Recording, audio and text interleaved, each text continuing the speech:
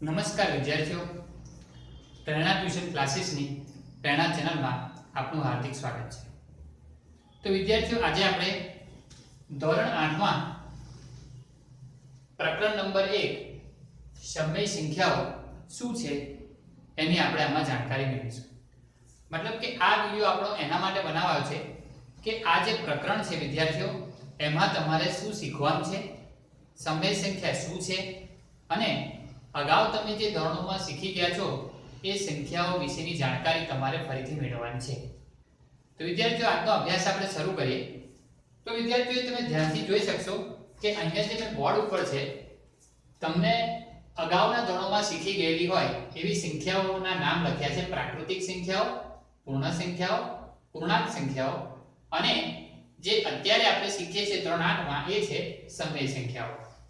તો વિદ્યાર્થીઓ, પહેલા આપણે એ સમજીએ કે આ બધી સંખ્યાઓનું નિર્માણ બનવાનું કામ કેમ થયું. તો વિદ્યાર્થીઓ, એ તમને હું સમજાવું. સૌપ્રથમ આપણે એ સમજીએ કે પ્રાકૃતિક સંખ્યાઓ કોને કહેવાય. પ્રાકૃતિક સંખ્યાઓ વિદ્યાર્થીઓ બોલવામાં અને લખવામાં બહુ સરળ છે. એની શરૂઆત આપણે 1 થી કરીશું. તો કે 1 2 3 4 આમ જે સંખ્યાઓ આગળ વધતી જશે વિદ્યાર્થીઓ, એને આપણે પ્રાકૃતિક સંખ્યાઓ કહીશું.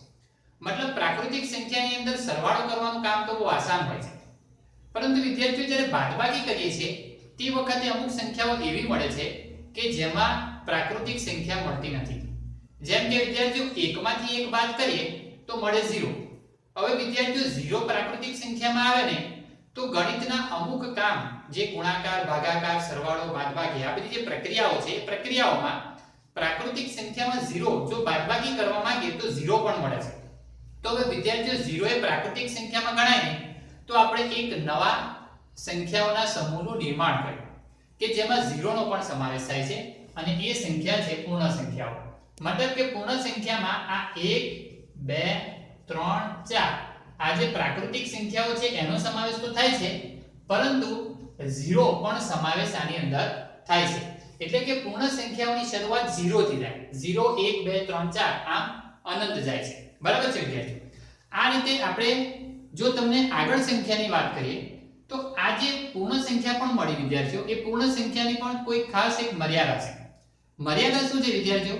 કે તમે સરવાળો બાદબાકી કરશો 0 જવાબ આવશે અને ધન જવાબ આવશે તો વાંધો નથી, પરંતુ કોઈ દાખલામાં આપણને ઋણ જવાબ મળ્યો તો બરાબર છે.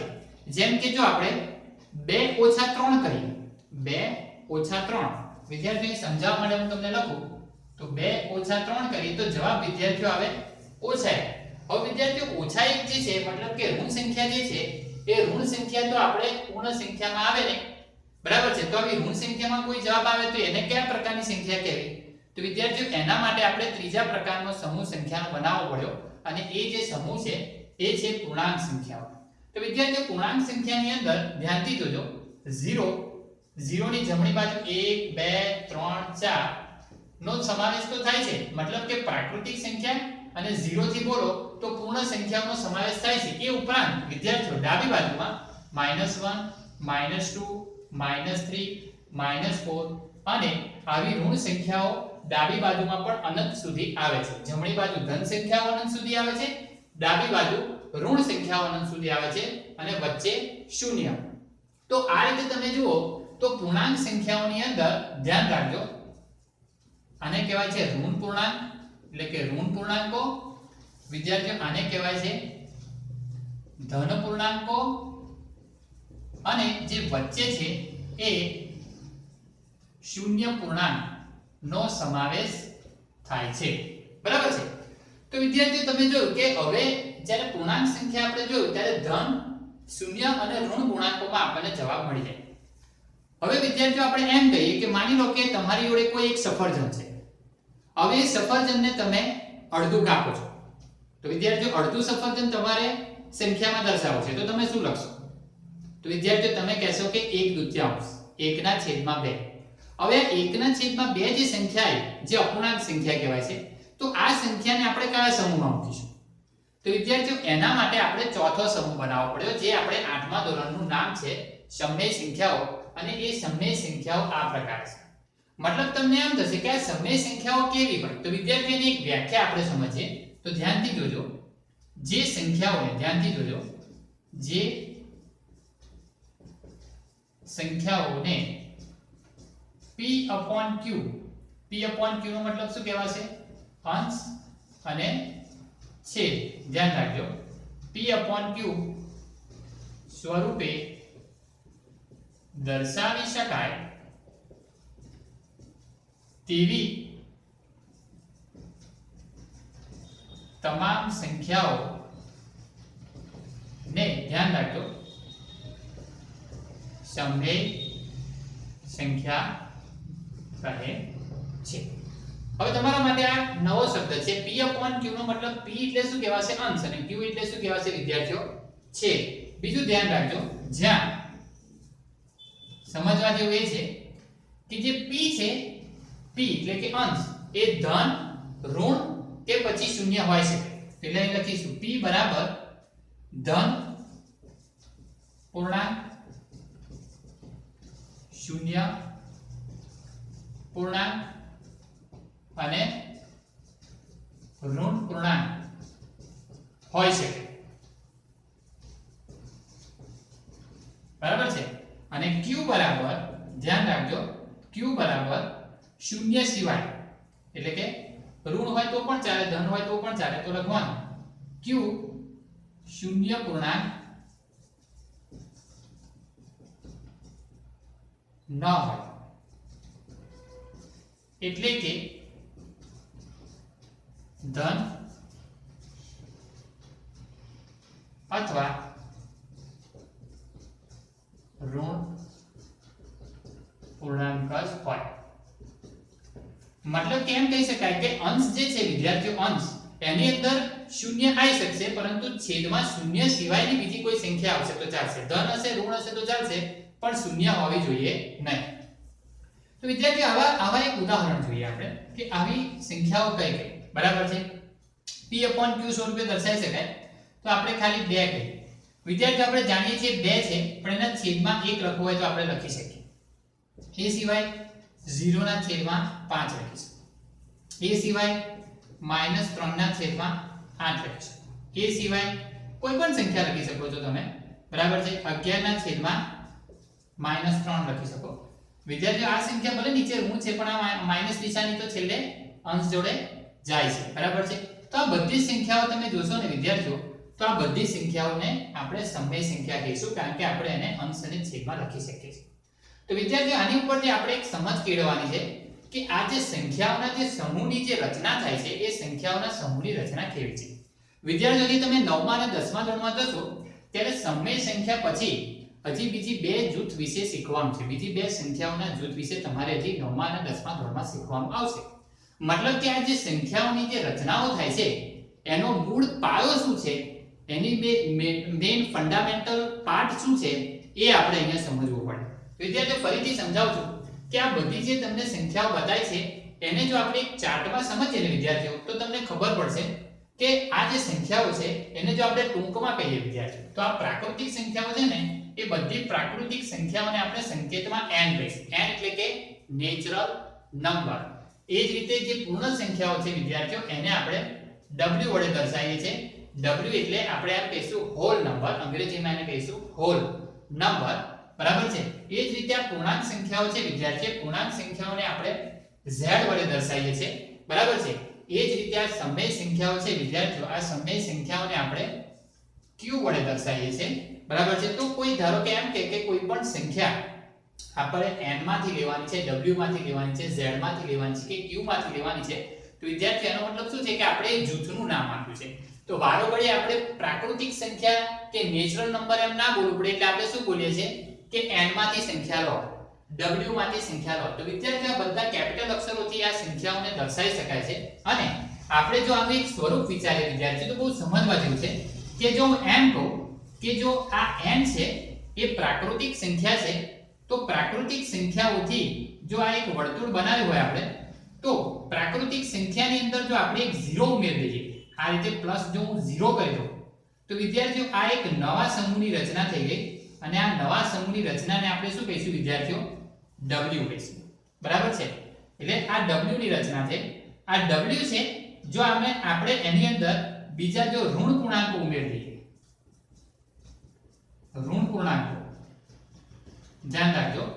તો વિદ્યાર્થીઓ એક નવા સમૂહની રચના થશે અને આ નવા સમૂહની જે રચના છે આખી એને શું કહીશું વિદ્યાર્થીઓ? Z કહીશું. મતલબ કે આ જે છે એને પૂર્ણાંક સંખ્યાઓ કહેવાશે. વિદ્યાર્થીઓ આનો મતલબ શું થઈ ગયું કે Z ની અંદર W પ્રકારની પણ સંખ્યાઓ આવી ગઈ અને N પ્રકારની પણ સંખ્યાઓ આવી ગઈ. બરાબર છે? મતલબ કે Z સંખ્યા તમે જ્યારે બોલો, Z પ્રકારની સંખ્યા બોલો એટલે એની અંદર પ્રાકૃતિક સંખ્યા અને પૂર્ણ સંખ્યાઓનો સમાવેશ થઈ જાય છે. બરાબર છે વિદ્યાર્થીઓ? હવે આની અંદર જ્યારે અંશ અને છેદ વાળી સંખ્યા જો આપણે ઉમેરીએ, અંશ અને છેદ ધરાવતી જો સંખ્યા આપણે ઉમેરીએ વિદ્યાર્થીઓ, તો આપણને એક મોટી બીજી સંખ્યાનું સ્વરૂપ મળે છે અને એ સંખ્યાને આપણે શેના વડે દર્શાવીએ છીએ? Q વડે, એટલે કે સમય સંખ્યા વડે. તો તમે આ આખું જે મેં તમને એક વર્તુળ બનાવીને જે આકૃતિ સમજાય છે એનો મતલબ તમને ખ્યાલ આવી ગયો હશે વિદ્યાર્થીઓ કે આજે આપણે Q જે આપણું જે ચેપ્ટર છે સમય સંખ્યા, એની અંદર આગલા ધોરણની બધી સંખ્યાઓનો સમાવેશ આ Q સંખ્યાની અંદર થઈ જાય છે. એનો મતલબ એમ કહી શકાય કે પ્રાકૃતિક સંખ્યા, પૂર્ણ સંખ્યા, પૂર્ણાંક સંખ્યા આ બધી જ સંખ્યાઓનો સમાવેશ આ સમય સંખ્યાની અંદર થાય છે. મતલબ ઉપર જણાવેલી બધી સંખ્યાઓને આપણે સમય સંખ્યાનું સ્વરૂપ પણ આપી શકીએ. તો તમને પ્રશ્ન એમ થશે કે સર આપણે અહીંયા તો -3 હોય તો -3 ને અંશ અને છેદમાં કેવી રીતે દર્શાવી શકીએ? તો વિદ્યાર્થીઓ આપણે અગાઉના ધોરણમાં પણ શીખી ગયા કે કોઈ પણ સંખ્યા છે એ જે -3 લખીએ છીએ તો છેદની અંદર 1 તો હોય છે, પરંતુ આપણે જરૂરિયાત હોય તો એને દર્શાવીએ છીએ, જરૂરિયાત ન હોય તો આપણે એને દર્શાવતા નથી. તો આવી બાબતોને વિદ્યાર્થીઓ તમે સરળતાથી આ માધ્યમથી શીખી શકો છો કે કેવી રીતે આપણે આવી સંખ્યાઓને સમજી શકીએ છીએ. બરાબર છે? તો વિદ્યાર્થીઓ હવે આપણે આજ તો મેં શીખવાડ્યું તમને કે સમય સંખ્યા શું છે, સમય સંખ્યાનું સ્વરૂપ કેવી રીતે હોય. હવે વિદ્યાર્થીઓ આપણે આ પ્રકરણના જે શીખવાના છે અગત્યના મુદ્દાની વાત કરીએ. તો વિદ્યાર્થીઓ તમે જોશો કે 1 2 3 4 5 6 7 8 9 અને 10 કુલ 10 મુદ્દાઓ આ પ્રકરણમાં આપણે અભ્યાસ કરવાના છે. એમાં સૌપ્રથમ આપણે અગાઉના ધોરણોમાં જે શીખી ગયા છે એ મુતાબિક સમૃદ્ધતાનો ગુણધર્મ, ક્રમનો ગુણધર્મ, જૂથનો ગુણધર્મ, આ જે 3 ગુણધર્મો છે વિદ્યાર્થીઓ, આ ત્રણેય ગુણધર્મો આ આપેલી તમામ સંખ્યાઓ વિશે આપણે જોવાના છે કે ભાઈ પ્રાકૃતિક સંખ્યા માટે સમૃદ્ધતાનો ગુણધર્મ લાગુ પડે છે, પૂર્ણ સંખ્યા, પૂર્ણાંક સંખ્યા અને સમય સંખ્યા એ સમૃદ્ધતાનો ગુણધર્મનું પાલન કરે છે. એ જ રીતે આ ચારેય પ્રકારની સંખ્યાઓ છે એ ક્રમના ગુણધર્મનું પાલન કરે છે. એ જ રીતે આ ચારેય પ્રકારની સંખ્યાઓ છે એમાં જૂથના ગુણધર્મનું પાલન કરે છે.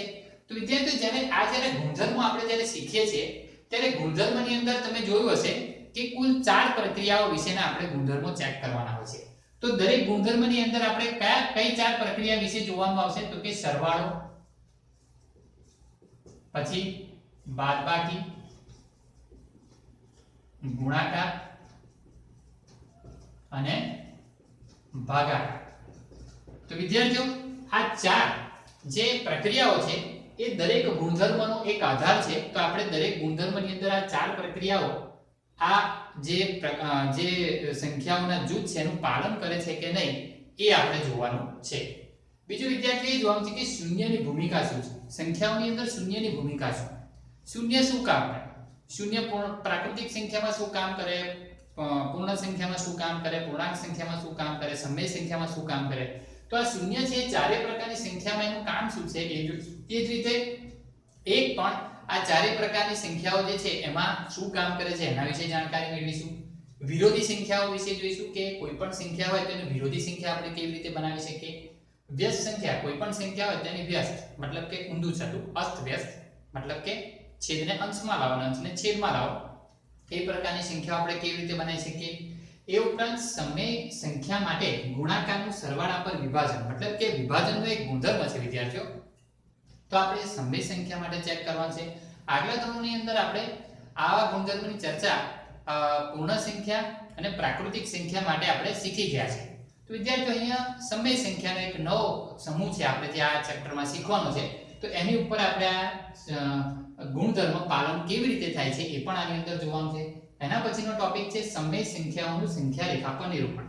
તો વિદ્યાર્થીઓ સંખ્યા રેખા પર નિરૂપણ કરવાનું કામ તો તમે આગલા ધોરણની અંદર પૂર્ણ અને પ્રાકૃતિક સંખ્યા તેમજ પૂર્ણાંક સંખ્યાઓ માટે શીખી ગયા છો. તો કોઈ સંખ્યા રેખા ઉપર આપણે સમય સંખ્યા કેવી રીતે દર્શાવી શકીએ એ પણ આ પ્રકરણની અંદર આપણે શીખવાનું છે અને છેલ્લું બે સમય સંખ્યાઓ વચ્ચેની સંખ્યાઓ શોધવી. તો મતલબ કે આપણે એમ કહી શકીએ કે 1 અને 10 ની વચ્ચે કેટલી સંખ્યાઓ આવે? તો 1 અને 10 ની વચ્ચે તમે વિદ્યાર્થીઓ કહેશો કે 2 3 4 5 6 7 8 9. એ રીતે વિદ્યાર્થીઓ આ તો મેં તમને કીધું બે પ્રાકૃતિક સંખ્યા 1 અને 10 પ્રાકૃતિક સંખ્યા છે અને એ બે વચ્ચેની સંખ્યાને શોધવાનું કીધું. વિદ્યાર્થીઓ અહીંયા આગળ આપણે સમય સંખ્યાઓ વિશે જોવાનું છે કે સમય સંખ્યા કોઈ આપણને આપી હોય તો એ સમય સંખ્યાઓ વચ્ચેની સંખ્યા આપણે કેવી રીતે શોધી શકીએ. તો વિદ્યાર્થીઓ તમે જોયું હશે કે આ જે આપણો આખો ભાગ છે, આજે જે આપણો વિડિયો છે, એ વિડિયોની અંદર મેં તમને એ સમજાવ્યું કે આખું જે પ્રકરણ છે એ કયા આધાર પર કામ કરશે. બરાબર છે? તો વિદ્યાર્થીઓ આ બાબતને આપણે આગળ વધારીશું અને આગલા વિડિયોની અંદર આપણે ફરીથી મળીશું કે જેથી કરીને આ પ્રકરણનો જે મેઇન પાર્ટ જે શીખવાનો છે, બરાબર છે, તો એ આ અગત્યના મુદ્દાઓ પર આધારિત હશે અને એક મુદ્દા પ્રમાણે આપણે આ વિડિયોને આગળ વધારતા રહીશું. બરાબર છે વિદ્યાર્થીઓ? તો જો આ વિડિયો તમને પસંદ આવ્યો હોય તો તમે એને સબસ્ક્રાઇબ અને લાઈક જરૂરથી કરજો. આગલા વિડિયોમાં આપણે ફરીથી મળીશું. આવજો.